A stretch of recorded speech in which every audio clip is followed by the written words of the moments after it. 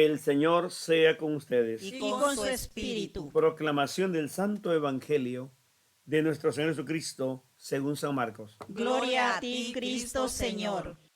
En el capítulo 10 del versículo 17 al 31. Cuando Jesús iba a seguir su viaje, llegó un hombre corriendo, se puso de rodillas delante de él y le preguntó: Maestro bueno, ¿qué debo hacer para alcanzar la vida eterna? Jesús le contestó: ¿Por qué me llamas bueno? Bueno solamente hay uno, Dios.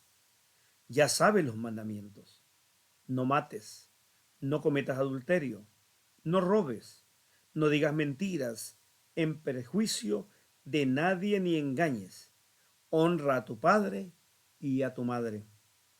El hombre le dijo: Maestro, todo eso lo he cumplido desde joven. Jesús lo miró con cariño y le contestó: Una sola cosa te falta. Anda, vende todo lo que tienes, dáselo a los pobres. Así tendrás riqueza en el cielo. Luego ven y sígueme.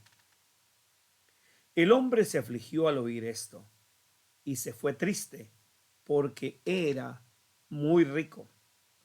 Jesús miró entonces alrededor y dijo a sus discípulos: Qué difícil va a ser para los ricos entrar en el reino de Dios. Estas palabras dejaron asombrados a los discípulos, pero Jesús les volvió a decir: Hijos, qué difícil es entrar en el reino de Dios. Es más fácil para un camello pasar por el ojo de una aguja que para un rico entrar en el reino de Dios. Al oír, se asombraron más aún y se preguntaban unos a otros: ¿Y quién podrá salvarse? Jesús los miró y les contestó: Para los hombres es imposible, pero no para Dios, porque para Él todo es posible. Pedro comenzó a decirle: Nosotros hemos dejado todo lo que teníamos y te hemos seguido.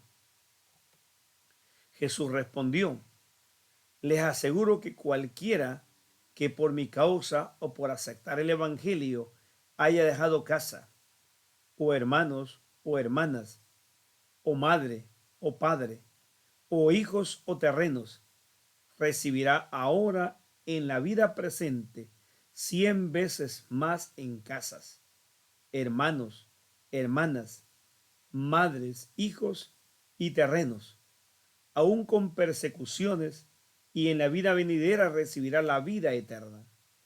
Pero muchos que ahora son los primeros serán los últimos, y muchos que ahora son los últimos serán los primeros. El Evangelio del Señor. Te alabamos, Cristo Señor. Es muy interesante cómo Jesús va a recibir a este joven rico que va a llegar delante de él, se va a arrodillar y va a decir: Señor, ¿qué tengo que hacer para heredar la vida eterna? Jesús dice: pues cumplir los mandamientos. Sabemos que en los mandamientos está encerrada, diríamos, la moral, la vida de alguien que sigue a Dios y que lo ve como su Señor. Si cumple los mandamientos. Y él va a decir: pero ¿cuáles mandamientos me hablas? Y él le va a decir: óyeme, los mandamientos. Va a hablar de amar al prójimo, de no hacer el daño, de no mentir, de no ofender a los padres, de no robar. Va a hacer referencia a los mandamientos. Aquel hombre dice: pero todo está cumplido. Pareciera que el hombre era tan bueno. Como muchos en la espiritualidad, parecemos ángeles, que ya vamos a volar, que la gente solo falta que nos ponga una alcancía para que nos depositen dinero. Hay muchos que presumimos que somos buenos y la apariencia es tan grande que muchos se confunden.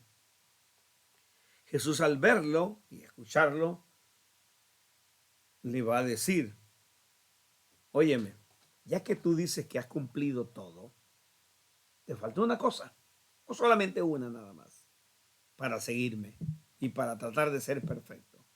Vende todo cuanto tienes y dáselo a los pobres.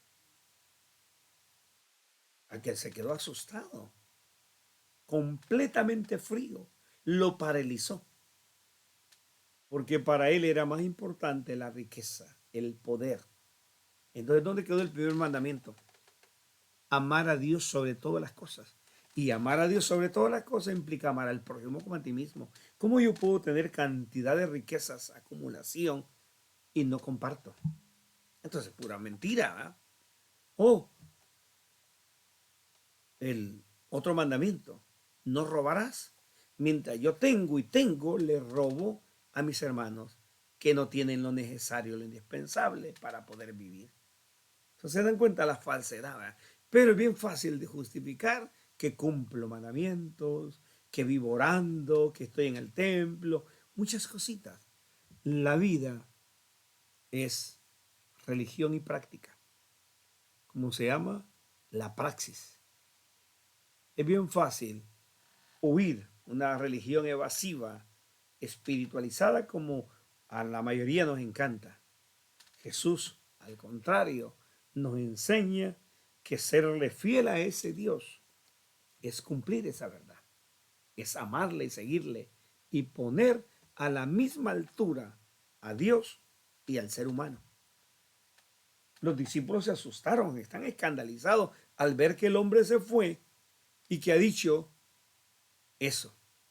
Sobre todo cuando Jesús va a confirmar: óiganme, es más fácil para que un camello entre por el ojo de una aguja que un rico se salve.